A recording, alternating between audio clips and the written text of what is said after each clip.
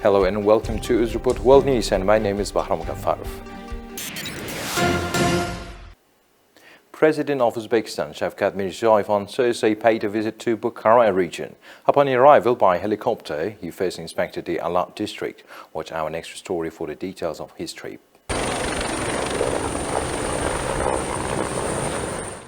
On April the 27th, 2020, gale force winds swept into the Bukhara region from the south, caused serious damage to housing, infrastructure and crops. Mirziyoyev gave instructions on the elimination of the consequences of the natural disaster, the repair of housing and social facilities. Dozens of thousands of individual and apartment buildings have been repaired in the district so far. More than 1,000 social and business facilities, roads, electric, gas and communication networks have been restored. The year 2020 has become a period of great trials for our country, including the Bukhara region. The natural disaster that happened here caused a great damage to the economy, infrastructure and houses that people had been building for 30-40 years. We set a goal to get out of these troubles even stronger, and thanks to the patience and the unity of our people, we have achieved these results, said Mirziyoyev. He added that no family was left without attention. Low-income families were provided with financial assistance for almost $1.3 million. Mirziyoyev also promised to channel billions of sums towards family entrepreneurship programs. A $20 million logistics center will be launched in the Alat district. The Karakol district will see the opening of a new sulfur processing plant. A ceramic tile production plant will open its doors in Jandar district. Moreover, $139 million joint project with the World Bank will be completed. This project aims at improving the drinking water supply in the Alat and Karakol districts. 265,000 residents will soon enjoy access to drinking water. President Shavkat Mirziyoyev also analyzed the activities of the Bukhara cotton textile enterprise. BCT cluster in the region is one of the first in the country, and more than $65 million was invested in its creation. The enterprise has already mastered all the technological processes from harvesting cotton to its deep processing. In particular, cotton cultivation has been established on 8,000 hectares of land in the Romitan district. The textile enterprise employs 1,500 people, and in general, the cluster has provided jobs for 6,000 people. Jeans produced here can easily compete with world leaders. We have our own land, water, and cotton. All resources are available to reduce the cost price. If the quality is at the international level, the products will definitely find their place in the world, Shavkat Mirziyoyev said. Bukhara cotton textile initially produces 8,450 tons of yarn. At the next stage, the production of 15 million linear meters of denim is to be established. President Mirziyoyev urged to expand the range of clothing products in cooperation with world-famous brands. The next destination was the Agroindustrial enterprise, Bukhara Warnet. Previously, there was only a greenhouse. Now it houses a training center, a laboratory, and the plant for the production of structures for greenhouses. A $120 million project was completely financed through foreign direct investment. Last year, it produced goods worth over $1.8 million. The plant intends to raise $26 million more FDI. According to the Central Bank of Uzbekistan, the country's gold and foreign exchange reserves have soared by more than $2 billion. As of January 1st, they amounted to $34.9 billion, of which $14.3 billion are assets in foreign currency. The share of monetary gold is $20.2 billion. Uzbekistan to date has 332.8 tons of gold in its reserve. Uzbekistan in 2020 said it aims to become one of the world's largest gold producers within the next several years. That will be achieved through more development of its domestic gold regions. Uzbekistan so far has 63 large-scale gold mining fields, which have total reserves of more than 2,500 tons of gold and probable reserves of 5,990 tons. The Board of Central Bank of Uzbekistan has made a decision to keep the main rate unchanged at 14% per annum. Speaking about reasons, the regulator said it aims to reduce the inflation rate and maintain a positive level of real interest rates in the economy. The regulator added that it's going to take all necessary measures to achieve the interim target of inflation below 10% at the end of this year. The inflation rate in 2020 comprised 11.1%, down from 15.2% in 2019. Real GDP growth in 2021 is projected at 4.5 to 5.5%. Structural changes and economic reforms in the real sector of the economy aimed at developing competition, improving the investment climate and infrastructure are expected to be the main drivers of the economy in 2021 and the following years. According to estimates, the volume of credit investments in the economy in 2021 will be proportional to the growth of nominal GDP in the range of 16 to 20%. Inflation is expected to decline further to 9 to 10% by the end of 2021. The banking regulator has also approved a new bill that prohibits commercial banks from disturbing their customers at night. The document will come into force on April 15. Starting from this date, bank employees will be prohibited from reminding customers of existing debts from 8 p.m. to 8 a.m. In addition, banks will be prohibited from charging interest rate in the amount of more than half of the annual loan amount under microloan agreements, as well as charging commissions and penalties on them. The minimum repayment period will be extended to 10 days. From now on, drivers in Uzbekistan who are involved in a non-injury car accident will be able to receive insurance payments within 18 days. The new draft law was adopted by the deputies of Oli Majlis on Thursday. 70% of car crashes that occurred last year are not related to personal injuries. 40% of the participants in such incidents have no claims against each other, and they intend to receive insurance payments as soon as possible. The submission of documents to the insurance company will take only 3 days. First, a report is filled out. The drivers undergo a forensic medical examination, and an assessment of the damage caused to the vehicle is carried out. Then the insurance company examines them within 15 days and decides on the payment. Uzbekistan's gas import surged 237 times in 2020 compared to the previous year, according to the State Statistics Committee. The country imported gas worth $50.4 million. Exports decreased by 4.7 times from $2.2 billion to $478.1 million, mainly due to the suspension of gas exports to Russia, as well as a threefold reduction in supplies to China amid the coronavirus pandemic. The gas production dipped by 10.8 billion cubic meters, or 17.8%, from 60.5 billion to 49.7 billion cubic meters. On December 16, President Shavkat Mirziyoyev instructed to reduce the volume of gas exports to meet the population growing demand. Japan allocates $2.6 million grant for the training of Uzbek students in its leading universities during the 2021-2022 academic year. Last year, almost 3 million Uzbek students enrolled at Japanese universities. Considering the interest, grant agreements on the organization of training for representatives of Uzbekistan in the Japanese universities will be signed annually between the two countries.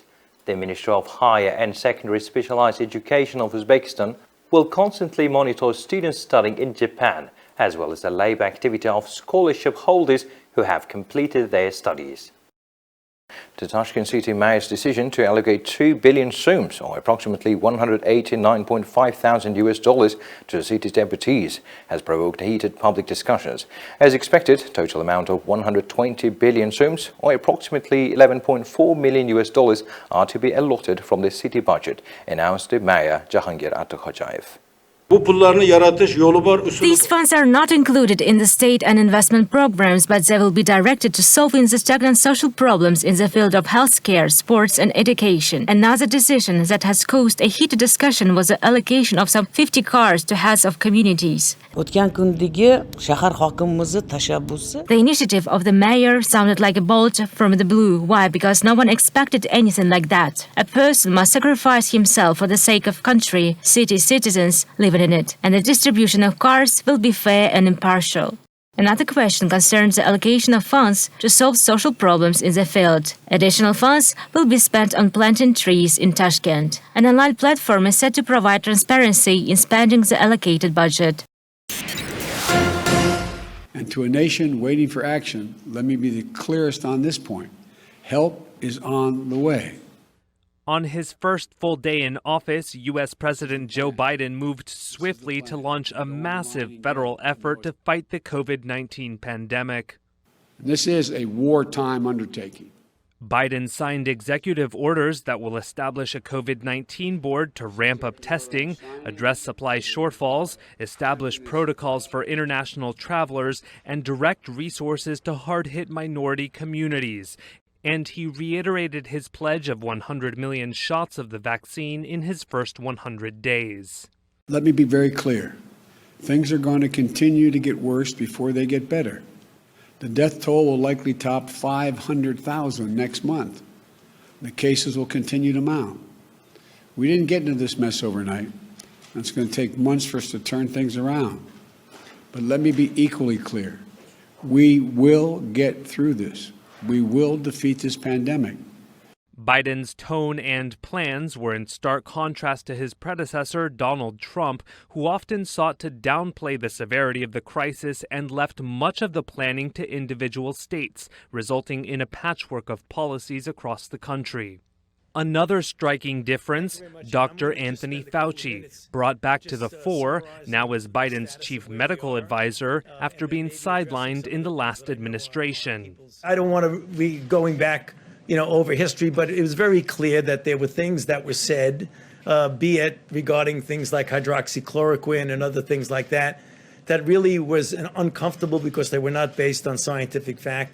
The idea that you can get up here and talk about what you know, what the evidence, what the science is, and know that's it. Let the science speak. It is somewhat of a liberating feeling. Fauci said that health experts are monitoring coronavirus variants in the UK, South Africa, and Brazil, and said that as of now, it appears the current approved vaccines in the US will be effective, with the caveat that the situation will need to be closely monitored. Basically vanished for a few months there for a while. You feel like you're back now? I think so. Okay. A trial of Eli Lilly's antibody drug shows it can cut the risk of COVID-19 by 80% for nursing home residents, the company said on Thursday. The nursing home trial involved both residents and staff who were treated with either a placebo or the antibody drug called bamlanivimab. After an 8-week period, the residents were 80% less likely to develop symptomatic COVID-19 if they were treated with the drug. Bamlanivimab was given emergency use authorization by the FDA last October for non-hospitalized COVID patients, although the need for such antibody drugs has dwindled as vaccines become more widely available. Eli Lilly's chief scientific officer said he doesn't see bamlanivimab as an alternative to vaccines, but he said the drug is beneficial if there is an outbreak in a facility where the most vulnerable population resides. The company said it will ask regulators to widen the drug's emergency use for people in nursing homes experiencing virus outbreaks. It's tough. It's draining physically. It's draining mentally, the decisions that we're having to make on people, that ordinarily would survive are not surviving the coronavirus. At Milton Keynes University Hospital, northwest of London, it's a battle between life and death. The latest COVID-19 wave tearing through the UK hit the hospital with even more force than the first, as younger patients fill its wards and fewer of the sickest people respond to treatment. 68-year-old Stephen Marshall initially tested negative for COVID-19 following a recent operation on his back. He thought he just had a cold. Now he's on oxygen. I couldn't get up the stairs without puffing and panting. Couldn't get to the kitchen without puffing and panting. Didn't want to eat. Didn't want to drink. So after a week, I just called up the ambulance. And here I am, straight in. Staff like Joy Halliday, a consultant in intensive care and acute medicine, are grappling with the strain of exhaustion and loss. She's caring for 51-year-old supermarket worker Victorita.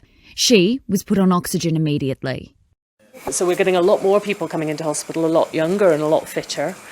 They're getting steroids and remdesivir, but even despite that, Victorita, who's young and fit and 51, still ended up needing to go onto a non-invasive ventilator. The youngest person being ventilated in the hospital is only 28. Education Minister Gavin Williamson offered some hope on Thursday, saying the national lockdown is having some impact in reducing pressure on the National Health Service, despite a grim record number of deaths Wednesday. But for frontline workers like the clinical director Wasim Shamsuddin, the battle is far from over. Intensive care hospitals are meant to be a place where we treat patients and make them better. I think the difficulty is that even though we try our best and we throw everything at the patients, including the kitchen sink, it just doesn't seem to be working. And so, I think yes, it does get to us. Yes, I think long term, staff will have to come to terms with this pandemic, and I think certainly we'll probably see staff leaving the NHS because of what they've experienced. I'm not going to be telling you when it is going, but we are ready. House Speaker Nancy Pelosi kept the plans to begin the Senate impeachment trial of former President Donald Trump close to the vest on Thursday, saying she'd consult with her fellow Democrats in the two chambers of Congress, both of which they now control. We will be, in another few days, when I'll be talking with the managers as to when the Senate will be ready for the trial of the then President of the United States for his role in instigating an insurrection.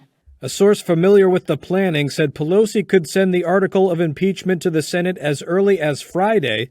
The single article charges Trump with inciting the January 6th attack on the U.S. Capitol in a failed attempt to prevent Congress from formally certifying President Joe Biden's victory, a case Pelosi said was cut and dried. He showed a path to the Capitol, and the lawlessness took place. A direct connection in one day, over and above all of the other statements he had made before. The House voted last week to make Trump the first president in U.S. history to be impeached 2 times. Now it's up to the Senate to decide whether Trump is guilty of the impeachment charge and whether to block him from seeking office ever again. While the Democrats narrowly took control of the Senate on Wednesday, at least 2/3 of the 100 senators are required to convict Trump. That is nothing but the politics of resentment and retribution. Some Senate Republicans have argued that Congress should not put a former president on trial and that doing so will further divide the country. No. Pelosi disagreed. Just because he's now gone, thank God, you don't say to a president, do whatever you want in the last months of your administration. You're going to get a get out of jail card free because people think we should make nice and forget that people died here on January 6th. I think that would be harmful to unity. Under Senate rules, the trial would start a day after the House delivered the article of impeachment, but some Democrats have hinted that a delay might be engineered in order to keep Biden's legislative agenda and Senate confirmations for his appointments on track. Just one day after President Trump left the White House, the financial strain of his family businesses coming into focus. Not even the resort properties of the former president were spared from the fallout of decreased travel and state lockdowns during the health crisis last year. According to financial documents filed Wednesday, his final day in office, most of his properties took a hit last year. His Trump International Hotel in Washington, D.C. saw revenues in 2020 and the first 3 weeks of this year plunge 63% compared to his 2019 disclosure. And the Trump property in Las Vegas saw a 61% drop in sales, while the Trump National Doral Golf Course in Florida saw a 43% fall in sales. The only bright spot? Mar-a-Lago, the Florida property where he is expected to spend most of his time as a private citizen. Revenues at that property actually saw a 13% annual gain. That, of course, is the place where Trump played host to political allies and foreign dignitaries. Trump was required to file the regular financial disclosures before leaving office, and with no tax returns to scour, this is the fullest glimpse into his finances. Besides the drop in activity at his properties, the disclosure also revealed Trump's debt. The Trump business has 5 separate lines of credit worth at least $50 million each. Most of that debt comes due within the next 4 years. Facebook on Thursday said the decision on whether to indefinitely suspend the accounts of former U.S. President Donald Trump would be passed on to its independent oversight board. Trump will remain suspended while the board reviews the decision. The newly formed 20-member group, made up of former prime ministers and Nobel Prize winners, will have a maximum of 90 days to make a ruling, and for Facebook to act on it. An oversight board spokesman said it would likely be sooner than that. The social media company blocked Trump's access to his Facebook and Instagram accounts following the storming of the U.S. Capitol by the former president's supporters earlier this month. In an interview with Reuters, Facebook's head of global affairs, Nick Clegg, said suspending Trump was the right thing to do. But I'm very confident that any reasonable person looking at the circumstances in which we took that decision and looking at our existing policies will agree, given the, in my view, sort of crystal clear link between the words of the former President Trump and the actions of people on the Capitol. We felt it really was, whilst it's a controversial decision because he was the President of the United States, it actually wasn't a particularly complicated one to take, given it was so obvious to us that that was contrary to the long-standing policies we have in place. Clegg also asked the Oversight Board to provide recommendations on when political leaders can or should be blocked. However, the board's recommendations are not binding. Norway has backed Norwegian Air's survival plan. The country's industry minister said Thursday the government has no intention of being a shareholder, but would stump up cash if private investors did too. The heavily indebted budget carrier has been forced to ground all but 6 of its 138 aircraft due to the health crisis. It asked the government for help last week. That was after Norwegian was granted bankruptcy protection by courts in Ireland and Norway last year. It's seeking to shed much of its debt and plans to end its long-haul service. On Thursday, the airline said in a statement, the government's support significantly increases our chances of raising new capital and getting us through the reconstruction process. Norwegian's share price, which has plunged 98% in the last 12 months, was up 14% on the news. But the government says its participation in the form of a hybrid loan will be dependent on private investors taking part in a planned share issue. If its reconstruction succeeds, Norwegian has said it will initially cut its fleet to about 50 aircraft. It said that could grow to 70 aircraft in 2022, depending on demand and future travel restrictions. The Dow took a breather, but the rest of Wall Street nudged up to record-closing highs on optimism about future stimulus under the new Biden administration. Blue chips fizzled into the close to end down 12 points, while the S&P 500 crept up a point and the Nasdaq jumped 73 points, enough for both to log new closing highs into the record books.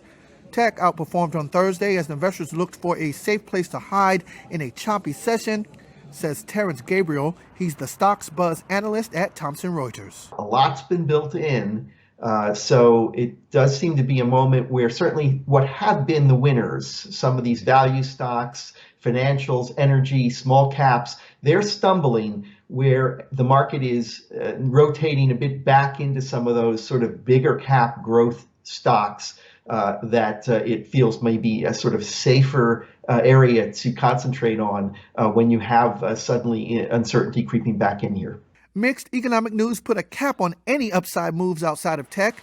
900,000 new Americans signed up for jobless benefits last week, though that number was down slightly week to week.